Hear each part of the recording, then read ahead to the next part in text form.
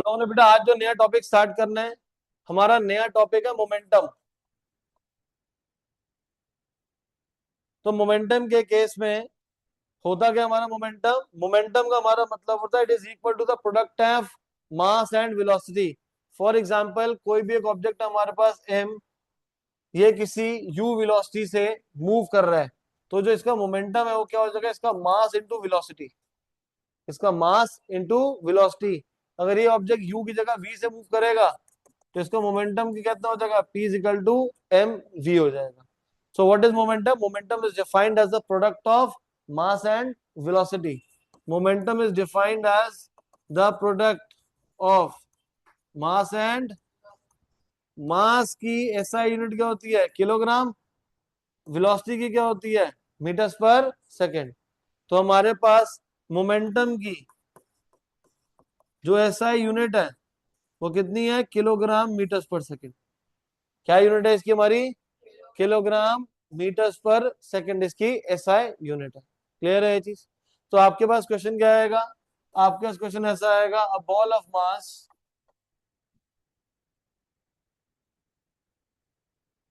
200 gram is moving with 36 kilometers per hour. Find the momentum. Find the momentum. तो मास कितना given है बेटा हमें, 200 ग्राम। बट मास की एसआई यूनिट क्या होती है, किलोग्राम। 1000 से डिवाइड कर दो तो कितना हो जाएगा, 0.2 kg। वेलोसिटी कितनी है, 36 किलोमीटर पर आवर। 5/18 से मल्टीप्लाई करेंगे तो वेलोसिटी आ जाएगी 10 मीटर्स पर सेकेंड। निकालना क्या, momentum, P is equal to m v. M की वैल्यू कितनी है, 0.2 मल्टीप्लाइड बाय 10, मल्टीप्लाई करें कितना हो जाएगा, 2 किलोग्राम मीटर्स पर सेकेंड। तो आपके पास हमेशा जान के ही, आपके पास जो मास है वो ग्राम में ही गिवन होगा, वेलोसिटी किलोमीटर में गिवन होगी, किलोमीटर पर आवर में। अब वो कन्वर्ट करना पड़ेगा, वेलोसिटी को किलोमीटर पर आवर से मीटर्स पर सेकंड में कन्वर्ट करेंगे, मास को हम किस में कन्वर्ट करेंगे, किलोग्राम में। क्लियर है ये चीज, क्योंकि मास हमेशा ग्राम में गिवन होगा, 1000 से डिवाइड करके किलोग्राम में कन्वर्ट करेंगे। वेलोसिटी किलोमीटर पर आवर में गिवन होगी, किसमें कन्वर्ट करनी है, मीटर्स पर सेकंड में। कैसे कन्वर्ट करते हैं, 5/18 से मल्टीप्लाई करने में। समझ आ गई ये चीज। नेक्स्ट आपके पास लिखा हो, a ball, same, a ball of mass 200 gram is moving at a velocity of 36 kilometers per hour, comma, a force is applied on it and changes its velocity to suppose 48 kilometre per hour. ठीक है, calculate the change in momentum. तो Harshpreet Singh, change in momentum क्या होता है, calculate the change in momentum. तो change in momentum हमारा क्या होता है बेटा, what is change in momentum, what is change in momentum, बोलो बेटा, चेंज इन मोमेंटम क्या होगा। हाँ जी, टी स्क्वायर नहीं भाई, चेंज इन मोमेंटम, जब तुम्हारी सैलरी 5 रुपये अब 10 रुपये हो गई, तो चेंज इन सैलरी कितना हुआ, 10 - 5। तो देखो पहले हमारे पास, तो चेंज कैसे निकालेंगे, चेंज इन मोमेंटम निकालेंगे, फाइनल माइनस इनिशियल। फाइनल कितना हो जाएगा हमारा, final is m v, initial कितना होगा, एम यू। मास हमारे पास गिवन है 200 ग्राम, मतलब कि 0.2 kg। यू कितना गिवन है, 36 किलोमीटर पर आवर। वी कितना है, 48 किलोमीटर पर आवर। दोनों का कन्वर्ट करो, मीटर्स पर सेकेंड में, और दोनों की वैल्यू यहाँ पे सब्स्टिट्यूट कर लेंगे। तो यहां से हमारे पास मास कॉमन है, कितना हो जाएगा v माइनस यू। तो चेंज इन मोमेंटम अगर पूछेंगे तो क्या होगा, m multiplied by v minus you. Clear है सभी को? कर दी मैंने। तो यहाँ पे हमारे पास इसका आंसर अगर देखेंगे तो ये हमारे पास आएगा बेटा 10 मीटर्स पर सेकेंड। 6 से कैंसिल करेंगे 3, 8 40/3। मास है हमारे पास 0.2। v की वैल्यू है बेटा 40/3 माइनस 10, 0.2, 30 10/3। तो 6.67 आ रहा है, 0.2 × 10। क्यों? अच्छा, देखो भाई देखो, देख 3 को काट दिया, यहाँ पे एलसीएम लो, यहाँ पे एलसीएम लोगे तो 40 - 30 डिवाइड बाई 3, 0.2 × 10 डिवाइड बाई 3। 0.2 को 10 से मल्टीप्लाई 20 कितना हो जाएगा, 6.67। यूनिट कितनी होगी इसकी, किलोग्राम मीटर्स पर सेकेंड। अरे लड़ना थोड़ी है भाई। हाँ बोलो क्या हुआ। तो 40 को 3 से डिवाइड करोगे अगर, तो ये 13.3 होगा। तो 13 पॉइंट, एक मिनट भाई, एक मिनट। अगर मैं इसको 0.2, 3.3, अब इसको मल्टीप्लाई तो 0.6 आ जाएगा। एक मिनट बेटा, एक मिनट, एक मिनट, एक मिनट। अच्छा गलती मेरी है, 0.2 × 10 को मैंने 20 ले लिया था। वो 20 नहीं होगा, वो 0.2 रहेगा। तो 0.67 आ रहा है किलोग्राम मीटर पर सेकेंड। ठीक है। अरे 0.6666 को जब तुम क्या नाम है अप्रोक्सीमेट करोगे तो 0.67 हो जाएगा ये। ठीक है। नेक्स्ट, दोबारा से, an object is moving, या an object of mass 1 kg changes its velocity from 18 kilometers per hour to 36 kilometers per hour. Find the change in momentum. Same process से निकालेंगे हम लोग। निकालो बेटा। ऑब्जेक्ट का मास कितना है, 1 kg, इनिशियल वेलोसिटी है। हाँ बेटा, क्वेश्चन भी लिखना है।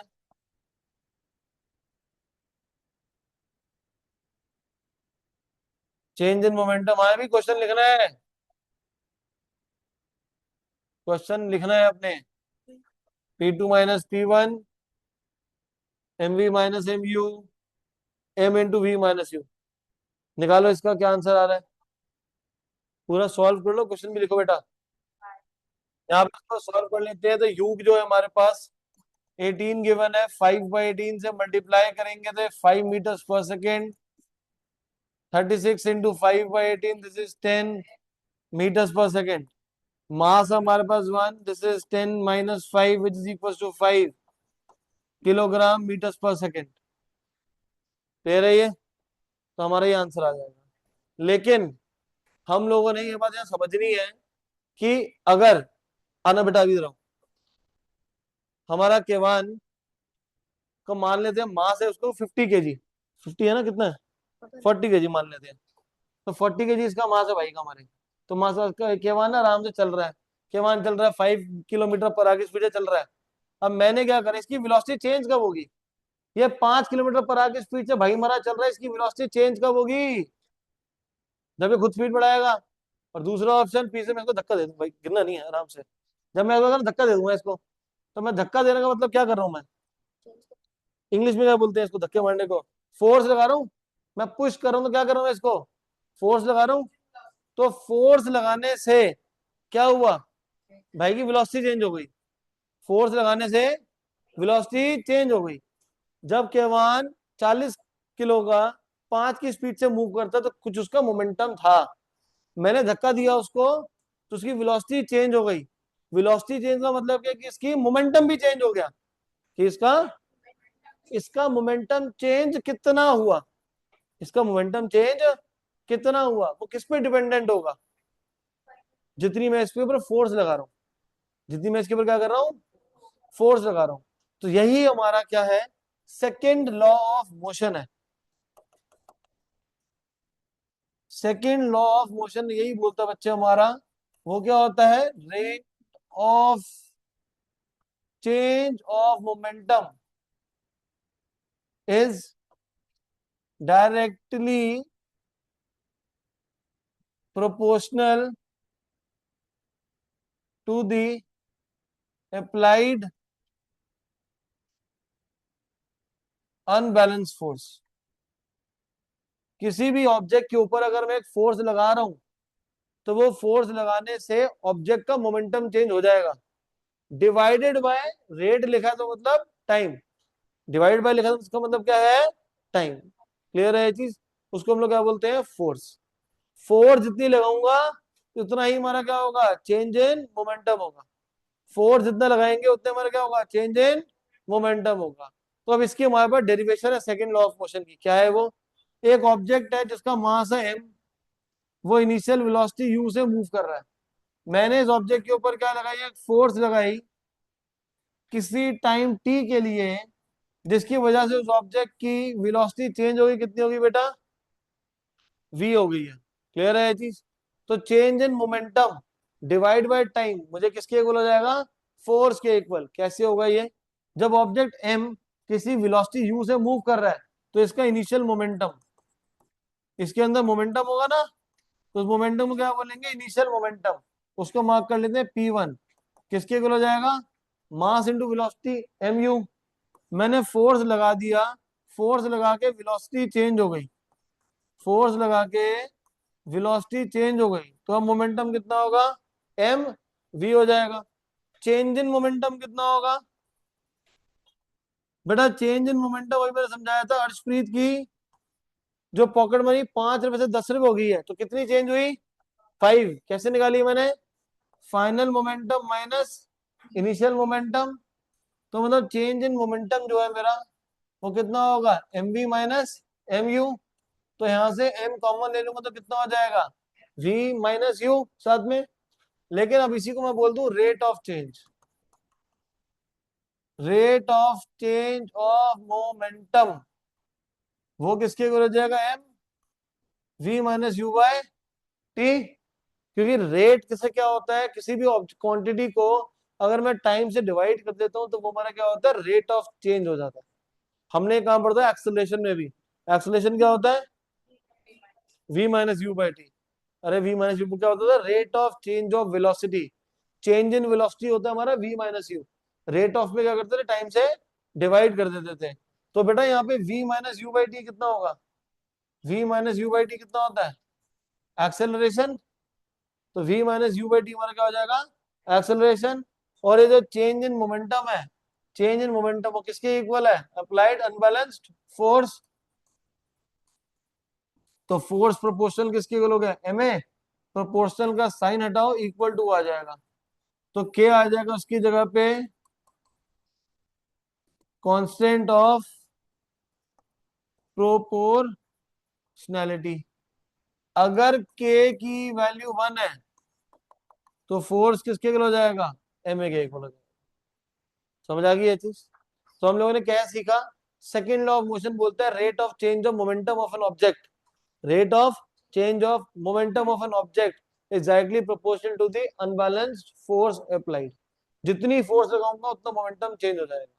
कैसे सीखेंगे, इसकी डेरिवेशन क्या है, in an object of mass m moving with a velocity of u, a force F applies on the object for some time t so that the velocity changes to v. Initial momentum p1 mu, final momentum p2 mv, change in momentum p2 minus p1 mv minus mu, m common v minus u, rate of change time से divide, v minus u by t क्या है, a, rate of change हमारा क्या होगा, force. तो force किसके equal हो गया, proportional to M a. Proportional हटाएंगे तो क्या आ जाएगा, के कांस्टेंट। अगर के की वैल्यू 1 है तो फोर्स किसके इक्वल हो जाएगा, एम इंटू ए। फोर्स कौन देता है, मम्मी, माँ, फोर्स आ गई माँ एम ए, तो मम्मी फोर्स दे दिया घर पे, वही फॉर्मूला भी वही है, F is equal to M A. समझ आ गई ये चीज। तो what is the formula for force, F is equal to और फोर्स की यूनिट क्या होती है बेटा? फोर्स की यूनिट न्यूटन। फोर्स की क्या यूनिट है? न्यूटन। क्लियर है ये? डाउट यहां तक? पक्का क्लियर है? हाँ बेटा बताओ। टाइम से डिवाइड करा मैंने, तो v minus you by T क्या होता है? एक्सेलरेशन। फोर्स हो गया एफ। ये प्रोपोर्शनल है। प्रोपोर्शनल का मतलब क्यों है? मैं अगर फोर्स, इधर आओ भाई, केवान को पे बैठा है, चल छोड़। केवान को फोर्स मारी मैंने 5 न्यूटन की, तो ये मूव करेगा। अब वही फोर्स मैं रणबीर को मारूंगा, तो क्या इसकी वेलोसिटी में भी चेंज उतना ही आएगा? नहीं आएगा। क्यों? क्योंकि रणबीर का मास थोड़ा सा ज्यादा है इनसे, इसका 40 है तो उसका 50 है। तो सेम फोर्स लगाने से जो एक्सेलरेशन चेंज होगी या वेलोसिटी चेंज जो होगी वो सेम तो नहीं होगी? सेम हो सकती है। अगर मैं पास एक ये पेपर है, पेपर को हाथ में रख के फूंक मारता हूँ, उड़ जाएगा ये। लेकिन अब ये स्टेपलर, केवल फूंक मारूंगा, कोई फर्क ही नहीं पड़ेगा। क्यों नहीं पड़ेगा? क्योंकि जो मैं फोर्स लगा रहा हूँ वो सफिशिएंट नहीं है उसको एक्सेलरेशन या उसकी वेलोसिटी चेंज करने के लिए। समझ आया ये चीज? तो इसलिए यहाँ पे क्या है, प्रोपोर्शनल का सही ना है। समझ आ गया भाई? प्रोपोर्शनल आएगा तो इक्वल टू आएगा, तो क्या आ जाएगा यहाँ पे? के क्या है? कांस्टेंट है। के क्या है? अब के कांस्टेंट क्यों है? क्योंकि अगर अंशिका ने मुझे फोर्स मार, धक्का मारा, तो मैं कम मूव करूंगा आगे। लेकिन अगर इसको धक्का मारा, अमायरा को, हमारा सीधा दीवार के अंदर, है ना भाई? ऐसा क्यों हो पाएगा? मेरा मास ज्यादा है, तो मेरा ये के की वैल्यू थोड़ी कम हो जाएगी या ज्यादा हो जाएगी, ऐसे इनमें ज्यादा हो जाएगी, कि फोर्स को बराबर करने के लिए। तो के को हमें इग्नोर करना है। ये सिर्फ आपका डेरिवेशन में यूज होगा। एक्चुअल जो फॉर्मूलाज में हम यूज करेंगे वो क्या यूज करेंगे? F is equal to M A. क्या यूज करेंगे फोर्स को? F is equal to M A. समझ आ गया? तो फोर्स का फॉर्मूला क्या? Mass into acceleration. Mass into, तो जो ये क्वेश्चन कर रहे थे, अब इस क्वेश्चन में हम लोगों ने चेंज इन मोमेंटम निकाला था, M we minus M U. इसको टाइम से डिवाइड कर दूंगा तो क्या निकालेंगे? फोर्स आ जाएगी। अगर इसी क्वेश्चन में टाइम गिवन होगा और टाइम से डिवाइड कर दोगे, टाइम से डिवाइड कर देंगे, तो क्या आ जाएगा मेरे पास? फोर्स आ जाएगा। समझ आ गई ये चीज? न्यूमेरिकल तो अगली क्लास में करेंगे। अब ये second law of motion use कहां हो रहा है मेरी जिंदगी में? बेटा फोर्स का फॉर्मूला क्या होता है? मास इनटू एक्सेलरेशन। और एक्सेलरेशन का फॉर्मूला कितना है? v माइनस यू बाय, तो फोर्स इनवर्सली प्रोपोर्शनल किसके हो गया? टाइम के। फोर्स इनवर्सली प्रोपोर्शनल किसके हो गया? अगर इसका मतलब है टाइम ज्यादा है, टाइम, तो फोर्स क्या होगी? कम। और अगर टाइम कम है तो फोर्स क्या हो जाएगा? क्लियर है प्रियांश? समझ ले भाई, इंपॉर्टेंट है ये। अगर टाइम ज्यादा है तो फोर्स क्या होगी? कम। और टाइम अगर कम है तो फोर्स ज्यादा। इधर आ भाई, अभी हमारा भाई क्रिकेटर है, पता नहीं खेलना आता नहीं आता, लेकिन इंडिया की टी शर्ट तो पहन के आया हुआ है। हमें एक बात सुन, क्रिकेट जब सारा दिन देखता रहता है, तो जो फील्डर है, वो रणबीर तो बैट्समैन है, जिसने छक्का मारा, तो बॉल कैच कैसे करेगा बता? अरे उधर कैमरे में नहीं, हम इनको देख के बता। ऐसे खड़ा हो जाएगा, दे दे भाई की बॉल, ऐसे। फिर कैसे करेगा? ऐसे बैठ जाएगा। और नॉर्मली जगह अगर ऐसे कर रहा है, तो बॉल को ऐसे कैच करते हैं, या बॉल का ऐसे खड़ा रहता है? नहीं ना। बॉल हमेशा प्लेयर को देखा होगा, या तो ऐसे पकड़ता है ऐसे कर लेगा, ऐसे पकड़ रहा तो ऐसे हाथ को नीचे कर लेता है। ऐसे ही होता है। तुम तो क्रिकेट खेलते नहीं खेलते? तो देखते ही हो। खेलते हैं। तो कैच कैसे करते हैं भाई? बॉल आ रही है, तो बॉल को ऐसे पकड़, ऐसे पकड़, ऐसे ऐसे खड़े रहते हैं, बॉल आएगी पकड़ लूंगा मैं ऐसे। वो क्या करता है? बॉल को ऐसे लाके हाथ को पूरा ऐसे पीछे कर लेता है। या अगर ऐसे आ रही है तो ऐसे पीछे पूरा कर लेता है। क्यों करता है भाई ऐसा? क्योंकि है, क्योंकि अगर ऐसे खड़ा रहेगा तो बॉल तो हाई मोमेंटम से मूव कर रही है, बॉल का मास है, बॉल की वेलोसिटी है, हाई वेलोसिटी से मूव कर रहा है। हाथ में आते साथ वेलोसिटी क्या हो जाएगी? जीरो। हाथ में आते वेलोसिटी क्या हो जाएगी? तो चेंज इन मोमेंटम क्या हो जाएगा? ज्यादा। तो चेंज इन मोमेंटम ज्यादा हो जाएगा, टाइम कम हो जाएगा, उससे चेंज इन मोमेंटम ज्यादा होगा, तो फोर्स क्या हो जाएगी? ज्यादा हो जाएगी। तो तीसरी हम क्या करते हैं? टाइम को बढ़ा देते हैं। टाइम को बढ़ाने से फोर्स क्या होती है? कम। जो वैसे पकड़ के मेरी जो वेलोसिटी जीरो होनी थी, उसको मैंने क्या करा? थोड़ा और पीछे कर दिया हाथ, तो यहां से यहां तक हाथ पीछे लाने में टाइम बढ़ गया। टाइम बढ़ जाएगा तो फोर्स क्या हो जाएगी? कम हो जाएगी। समझ आ गया ये? तो ये हमारा सबसे इंपॉर्टेंट क्वेश्चन है ये, जो हर साल हर स्कूल में आता है। Why does a fielder lowers his hand while catching a fast moving ball? ये हमारा पेज नंबर 93 में गिवन है। पेज नंबर 93, लेफ्ट वाला कॉलम, ऊपर से third line. While catching a fast moving cricket ball, the fielder in the ground gradually pulls his hand backwards with the moving ball. In doing so, the fielder increases the time for which the high velocity of the ball decreases to zero. Thus, the acceleration of the ball is decreased, and therefore the impact of catching the fast moving ball is reduced. If the ball is stopped suddenly, then the high velocity decreases to zero in the short interval of time. Thus, the rate of change of momentum would be large, and a large force would be applied for catching the ball. Clear है ये? Doubt इसमें? तो आपने ये जो answer learn करना है, word to word exact यही लर्न करना है। समझ आ गई? दूसरा, कोई हाई जंप में किसी ने पार्टिसिपेट करा स्कूल में? हाई जंप में जब देखा होगा कभी, एक प्लेयर दूर से भाग कर आता है और एकदम से जंप मारता है। तो जंप जब मारते हैं तो वो सीमेंटेड फ्लोर होता है या बाहर ग्राउंड में मारता है? ग्राउंड सैंड में मारता है। ग्राउंड में भी नहीं जंप मारता भाई, वो सैंड मिट्टी पहले खोद रखी होती है, सॉफ्ट कर रखा हो, तो उसको ऐसा क्यों होता है भाई, सीधा ग्राउंड पे जंप मारे? ऐसा इसलिए होता है क्योंकि जब भाग के आएगा तो लार्ज मोमेंटम, एकदम जंप करेगा तो मोमेंटम क्या हो जाएगा, जीरो हो जाएगा। तो चेंज इन मोमेंटम क्या हो जाएगा, ज्यादा। तो उस केस में मिट्टी वहां सैंड रखने से या खोदने से क्या होता है हमारा, कि टाइम ऑफ जो जीरो होना है वेलोसिटी का, वो हमारा क्या होता है, कम हो बढ़ जाएगा। अगर मिट्टी होगी, सैंड होगा, सैंड पे करेगा, सैंड कंप्रेस भी होगा ना थोड़ा सा, और सैंड थोड़ा सा आगे मूव भी करेगा उसके साथ में, तो उसकी वजह से क्या हो जाएगा, टाइम बढ़ जाएगा। टाइम बढ़ जाएगा तो फोर्स भी क्या हो जाएगी हमारी, कम हो जाएगी। क्लियर है ये? तो हर्षप्रीत सिंह, आप ट्राई करना आज कि आप एक 5-10-5-6 फीट पे वहां से जंप मारना, जो पार्क है पार्क के ग्रिल पे, वहां से एक तरफ रोड की तरफ जंप मारना, और वहीं से दूसरी तरफ रणवीर सिंह को बोला अपने साथ में कि मिट्टी को पता खोद देगा डंडा लेके, तो देखना किस पे ज्यादा चोट लगेगी। Obviously on the cemented road. क्यों होगा ऐसा, क्योंकि रोड पे जब मारेगा तो एकदम से तुम्हारी जो वेलोसिटी है वो जीरो हो जाएगी, और मिट्टी में यहाँ से मिट्टी थोड़ी दबेगी, तो सर टाइम बढ़ जाएगा। बहुत ज्यादा टाइम में डिफरेंस नहीं आ जाएगा कि एकदम वहां पे 1 है तो वहां 10 हो जाएगा, ऐसे नहीं होगा। डेसिमल्स में डिफरेंस आएगा, लेकिन उस डिफरेंस की वजह से जो मेरे पैर पे चोट लगनी है वो क्या होती है हमारी, कम हो जाती है। क्लियर है? दूसरा एग्जाम्पल ये भी समझ सकते हैं कि हमने क्या करा, अर्शप्रीत को उठा के सीधा दीवार पर मार दिया, उठाया ऐसे फेंक दिया इसको, तो सीधा दीवार हमारी क्या है, कंक्रीट है, उस पर जाके लगेगा तो बहुत जोर से लगेगी।